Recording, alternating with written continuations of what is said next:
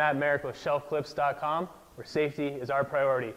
Today we're going to show you how to install a Wireway Husky Pallet rack clip. Now, as you can see, some of the unique features of this clip are that it runs the length of the end connector on the beam. It's a very long clip, probably the longest on the market today. Normally it will come in painted on the beam or in this zinc plated fashion, depending on the year it was made. For more information on our shelving and pallet rack clip inventory, please visit shelf-clips.com and let us help you make your warehouse safety simple.